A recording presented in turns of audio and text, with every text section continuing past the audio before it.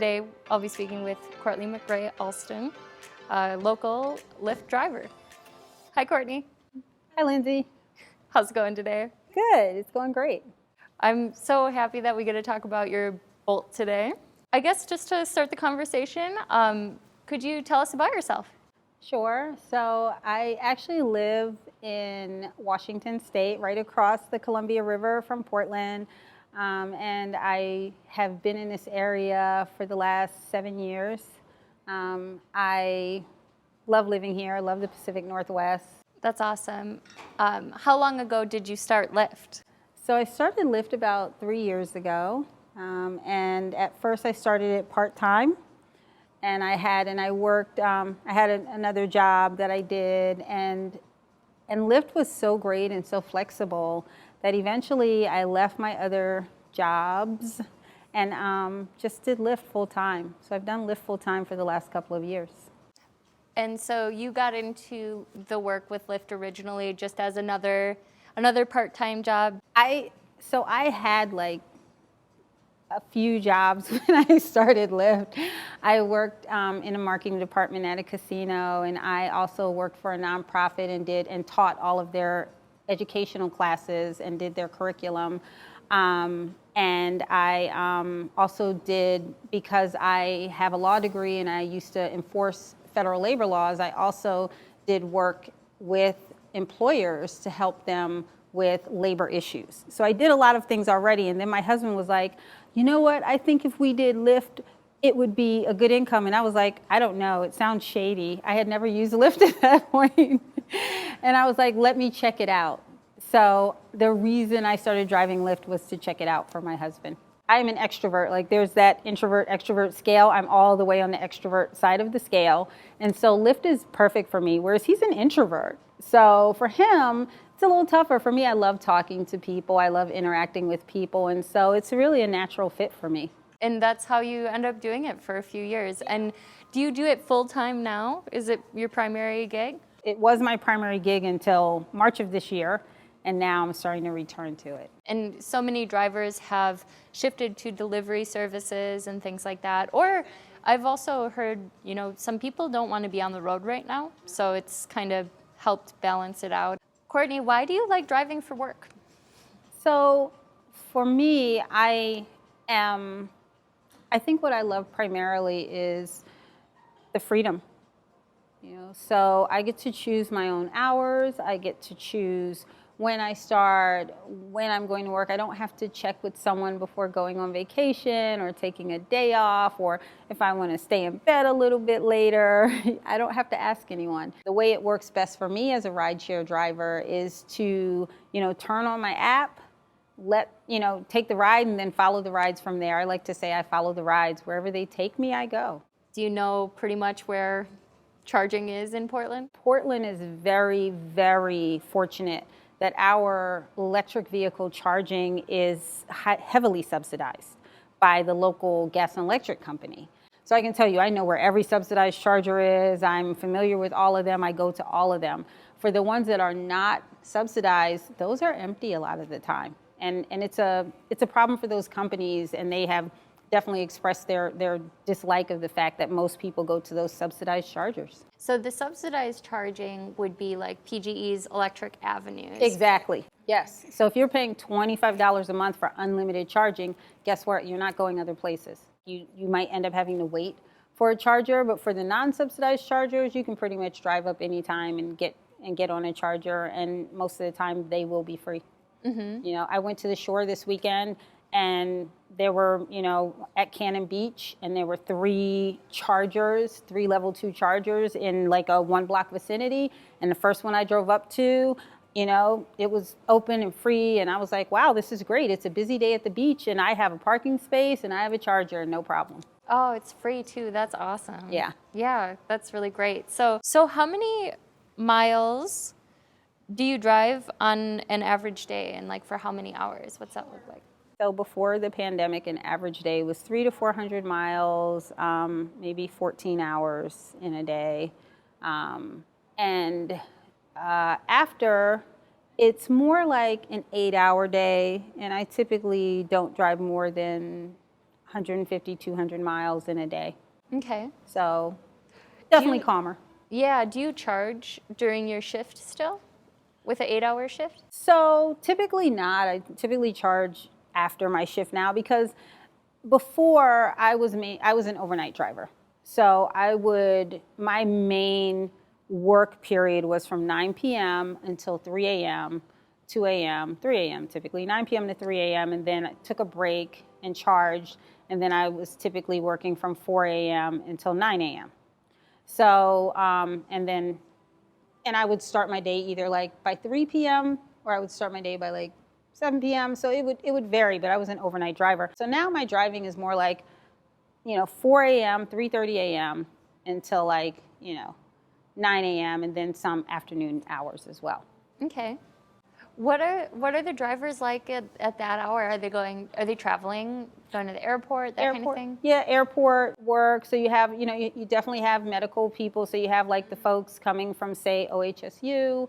You have some of the shift workers. So people who are maybe, working in the dock areas. And then you have people who are going to work and people who are going to the airport. So you get a mix of work and airport. When you started rideshare originally, testing it out for the husband. Yes. You chose to rent a car I to start did. it off? Yes. When I started rideshare, I rented a car, and I actually rented a car for about 4 or 5 months. So I rented a car for a while. It is very pricey to rent. You're talking something like $300 a week, but then they would give you incentives. So if you drove a certain amount, it would bring the rental price down. So that was, and even though I was working, the incentive to drive so I could get my rental car price down was very strong. So I did a lot of driving to get the rental car price down. How many rides is it that you need to start chipping away at the rental? I remember the top level, and that was like 125 rides in a week, I think, which is a lot of rides. It's a lot of So rides. that is a lot of rides. Is that kind of what pushed you into wanting to own your own vehicle? So at that point, we had a vehicle, but we weren't using it for rideshare because I didn't trust the whole rideshare thing. I was very suspicious, right? So I was like, well, I'm not using my vehicle. I don't know, anything, people could do things, So that's why I chose renting. And then eventually when I felt comfortable, I was like, okay, I guess I'll just drive my own car. So then I switched to my own car. And then after a year, then I switched to an electric car because it made so much sense. How did you hear about electric cars originally? Wow, how did I hear about electric cars? I guess I've known for a while that electric cars were around because, they've been around for a while. But it wasn't until I was driving 300 or 400 miles a night and spending $250 to $300 a week in gas that I started to say, there's got to be a better way. Did you know anyone else who owned an electric car, or did you talk to other drivers? I didn't know anyone who owned an electric car. I think I was in a Facebook group, and I think there was one driver, I think, who posted in a Facebook group about owning a car. But I don't remember actually. I think I just started saying, this is crazy. I can't pay this much in gas. There's got to be another way. And started doing some research and stumbled on, oh, look, electric cars. What would that mean to me? And started doing a bunch of research. And the first thing I realized was that most electric cars did not have enough range to be appropriate for what I wanted to do. So it narrowed the field quite quickly. Right? It was like, you can buy a Tesla or you can buy a Bolt. Well, that was an easy choice. Well, nope, don't want to buy a Tesla. It's like expensive. So I finally, after doing a ton of research and driving, I cannot tell you how many electric cars I drove and how many different places I went to drive electric cars. But I drove a lot of electric cars. And the Bolt it was the clear winner for me. Where did you end up going through, like what dealership or entity? So I kind of developed a way to buy. So I don't buy new cars because I think that buying new cars is just a waste of money. So I don't do that. So I only buy used cars. So what I do is I look for a used car, and I look for the used car at a dealership other than the manufacturer. So if I'm buying a Honda, I'm not buying it from a Honda dealership, because a Honda dealership knows the value of its own product. They will not sell it to me at a good price. They will sell it to me at a fair price. I don't want a fair price, I want a great price. So I started looking for bolts, and I found one at Mercedes-Benz of Seattle. And Mercedes-Benz of Seattle, clearly this car had been traded in. They just wanted to get it off their lot. It had been on their lot forever. Nobody wanted it. And it had like 14,000 miles on it. So we went out, we looked at it, and it was a great car, right? Because someone had traded this car in for a Mercedes-Benz, clearly, right? Yeah, right. So they had taken pretty good care of this car. So, we looked at the car, and I was like, yeah, I like this car. So we bought it. We got a great deal on it, and the car has been amazing. Nice. And how many miles is it at now? You bought the Bolt Bought at it like at 14,000? It's at 86,000 miles now. Nice. Over the course of how many years has it been with the Bolt? So now it's been a year and a half Okay. that I've had it. Yeah. Nice. How many electric rides have you done? About 8,000. Yeah. Yeah. Done a few. That's a lot. One or two. Do your riders love the Bolt? It was so crazy. The day that I bought my Bolt, I had to charge it when we got back from Seattle, right? Because it's kind of far. So we drove it down here, and then I put it on the charging station. But I'm sort of a workaholic, so I took the other car and I was driving Lyft in the other car. I was driving rideshare in the other car. And I got a passenger, and I was so excited about having an electric car that all I talked about the whole time was my electric car. My electric car, my electric car, I can't wait. It's charging right now. I can't wait to get it. And then my car was charged, and I was able to go get it. Well, 2 weeks later, I got that same rider. I got that same passenger. And I swear, I think they were more excited about my car than I was. Like, they were, to have heard so much about it and then to be in the car, they were just like, this is amazing, I love it, you made such a good decision. It was so much fun. Aww. So riders, maybe my enthusiasm was really infectious, because people were so into the car and seemed to love it, like really, really embrace it. Yeah, I bet it's a topic of conversation very often. It is, and especially when rideshare started doing where you could get picked up by an electric or a hybrid vehicle, and when people were intentionally picking that hybrid or that electric vehicle, those people were really into the cars. I dropped a guy off at CarMax one time, and the whole way over to CarMax, where he was going to buy a car, we were talking about my car, and when we got there, he's like, I'm buying an electric car. No, I'm not, no. Electric car, I hope they have a Bolt here. Oh my gosh, that's amazing. I want to hear, because you said you've saved all kinds of money, whether it's maintenance, gas, whatnot. Break down those numbers for us. Sure, yeah. So, like I said, I was paying a lot of money in gas. I was paying about $250 to $300 a week in gas. Because I was driving 300 to 400 miles a night, I was getting oil changes typically every 1.5 to 2 weeks. I was getting my oil changed. I was having repairs that I had to do on my car. So I had, I think we had, not a lot. I mean, it's a Honda, I had a Honda, so those are really reliable cars, but there were still things that had to be done, tune-ups, just regular maintenance, just replacing parts and stuff.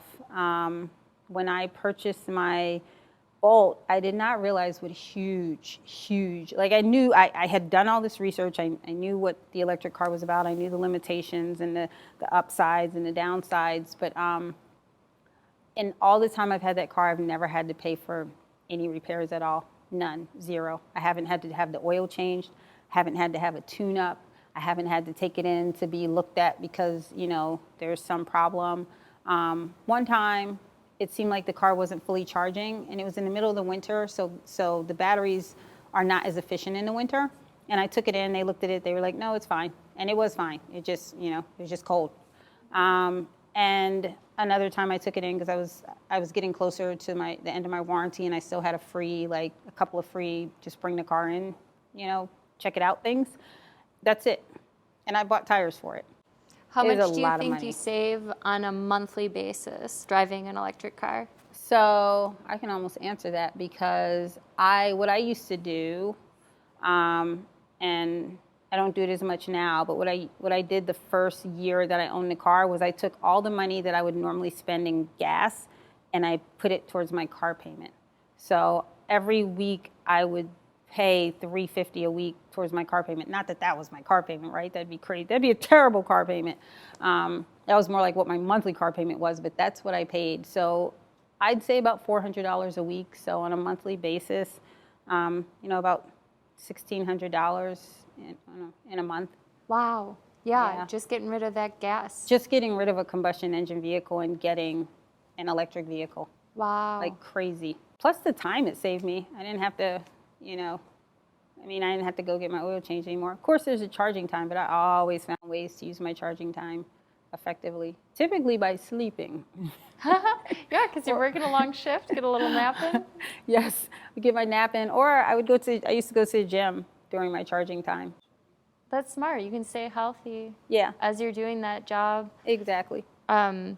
Yeah, that actually was where I was going to kind of lead us as well, is just like, what does your charging routine look like throughout the day? How do you incorporate it? How much time does it really take? Yeah, so because I'm a really high mileage driver, for me, when I was doing 300 to 400 miles a day, I typically charge my car during 3 specific times. So after I finished my shift at 9 or 10 a.m., I would go plug into the fast charger. And I would charge until my car was fully charged. Now, typically, because I had just charged around 3 a.m., that a lot of times that wouldn't be a ton of time. So it might be about an hour that I would charge. And typically I was tired, so that's when I would normally take a nap. So I'd take a nap, have that about an hour, and I would charge my car. I would go home and I would plug my car in so to be fully charged when I wake up. When I would wake up, and I would go and I would work. And I would work typically until 3 a.m., and then that's when I would charge my car at the fast charger again from 3 a.m. until, and it would normally be like 3:30 or 4. I wouldn't fully charge it. Sometimes I would charge it so that when I got those airport rushes, I'd be able to handle it and not have to worry about charging until I was done. How long did it take to get that kind of sufficient charge to keep going? The nice thing about most electric cars, and I know that the charging speed is improving, my car is a 2017, but the way they charge is they charge really fast for the first 80%. So if my car was, say, at 60% and I needed to get it to 80%, you're not talking more than 20 minutes, half an hour max. One time I had to be towed to the charging station because I did push it a little too far. but that only happened once. You gotta learn. So I learned, right? But most of the time I'd be rolling out with at least like a mile left. But if you get there and you don't have any energy and you have to charge your car from 0, then it will take about an hour to get from 0 to 80%. What takes a long time is getting from 80% to 100%. You're talking another hour and 15 minutes to get that last 20%, which is why a lot of people who don't drive rideshare like I do just charge it to 80% and keep it going. They don't charge it fully. Yeah, or they charge it fully when it's plugged in at home at night, but I charge it fully at the charging station because even though it's an hour and 15 minutes extra to get that 20%, I want that 20%. I need that 20%. Plus, it's just a longer nap for me or a longer workout for me. Yeah, if you've got something to do with your time, then it's a win-win. So what is the typical amount of range that you start to second guess, your next ride, or start to think carefully about where you want to charge? If I'm down to about 50 miles left, then I will second guess. Typically, it has to be even a little lower than that, like maybe 40. I need to know that I could make it pretty much anywhere in the area. And because as long as I can make it there, there's a charger not far away, even if it's not a subsidized charger. So, I won't charge at the chargers closest to the airport because they're super expensive, but there's an IKEA right up the street from the airport where the chargers are very reasonable. I can make it right up the street from the airport. I'd have to have 0 mile. That's the thing, your car can regenerate. So even if you're really, really low, even if you have 1 mile left, you can still go a couple of miles, right? Because you can drive your car so that it will regenerate. So I don't start worrying until I hit 50 miles, and that almost never happens. Yeah. And that's actually a really important thing, is that you can drive conservatively and use the features of the car to extend the range even beyond what's advertised. Oh yeah, yeah. I mean, I think for my car, the advertised range is 238 or 248, something like that. But I typically get about 300 miles out of a charge, and that's because I am the driver who people hate. I'm in the far right lane.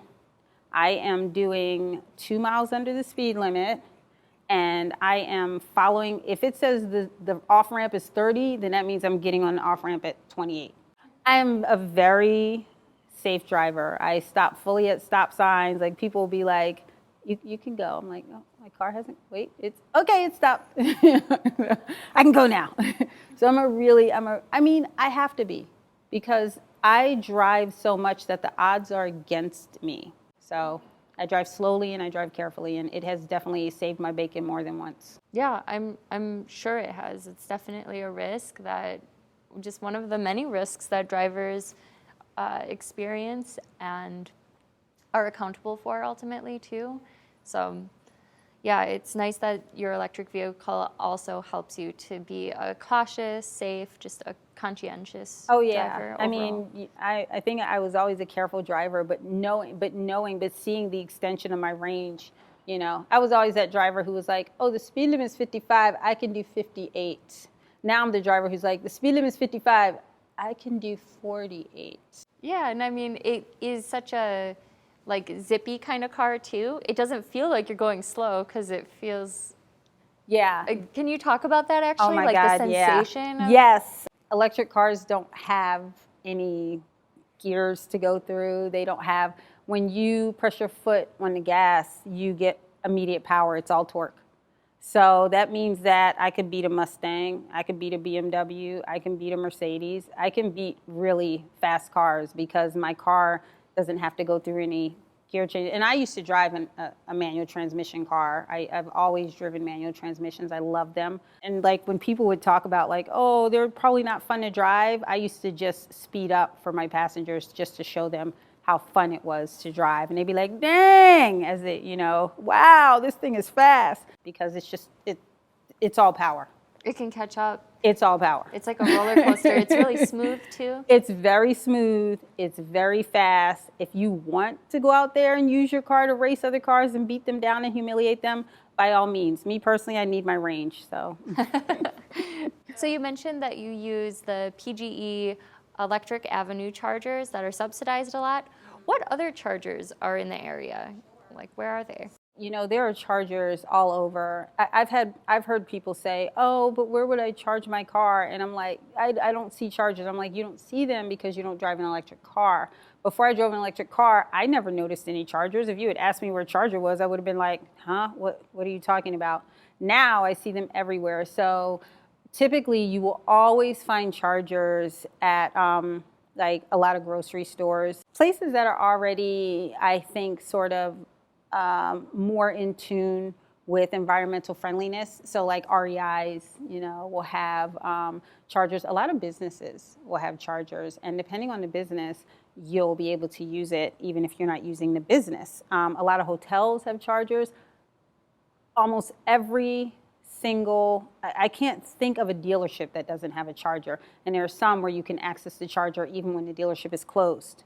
So every dealership has a charger. And like, when I was with my husband, when he was looking for a car and we'd go to a dealership, I'd be like, can I plug my car in here, right? Because it's free. So I'd plug my car in at the dealership's charger. So there's so many places where you have chargers. But PGE's chargers in particular, they've tried to spread them out so that you're never more than like 15 minutes from a PGE charger. Thank God, because it used to just be the one downtown, right? And that was a fight to get on a charger because it's so centrally located. Everyone loves it. Then they put one in Milwaukee, which was great. I use that. I actually use all the PGE chargers all the time. I was actually at the one in Beaverton last night. So I was charging on Beaverton after I came back from the shore. There's one I used to use a ton in Hillsborough, farther out. because when I would be doing my airport runs, or I would end up dropping someone off in Hillsborough late, and I'd be like, ooh, I'm near the charger. And then I'd go to the charger, and I could sit there until I got my first airport run in the morning. Thank God they finally put one on the east side, so there's one on 82nd Street, which I use a ton. There's one in Salem. Thank God they opened that one up, because sometimes we have long runs. Sometimes people go down to Salem, and in an electric vehicle, you can definitely make it to Salem and back in a Bolt, no problem. But how nice to have a charger down there. And then when they did, there's one like between Wilsonville. There's one in Wilsonville. You use all of the PGE chargers often. Often, every day. How would you describe a PG Electric Avenue? Ooh. So my favorite one is downtown, and one of the reasons my favorite one is downtown is because it's the oldest PGE charging station. So it's a little bit different setup. Each charging station is its own machine, and it will charge your car to 100%. All of the others are a different type of charger. The charging is in a centralized location, and the machines are a conduit for the charge. So they will only charge your car to 99%. Which is great. I'm going to go home and plug my car in anyway, but definitely they're fast, they're efficient, they're easy to use. I'd say the biggest thing is because they're so heavily used that you have more issues where you'll get to a charging station and the charger might not be working, and so you'll have to switch to another. Fortunately, there are always at least 4 chargers at every PGE station. And so if one's not working, I've never gone somewhere and none of them are working. What is your charging like at home? Is it level 1? And how did you get that charger? It is. So at home, I charge by plugging my car into the wall, just like you would charge your cell phone or, my Fitbit. It's the charger that came with my car. It's a level 1 charger. I plug it into the wall at home and, just leave it alone. Nice. Yeah. What is your go-to listening?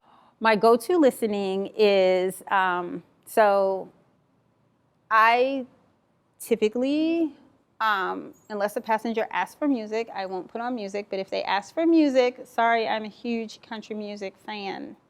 So I will put on some country music, and then there's this one album I've been listening to pretty nonstop by this artist called Dopamine, but I've just been listening to that nonstop. It's really cool. It's got this jazzy flow, and I like a lot of opera, so I listen to opera a lot, especially if the Magic Flute comes on, I'll probably lose my mind, or some songs from Carmen, I'll be like, oh, oh, oh, but I can't sing, so, I won't do that if someone's in the car.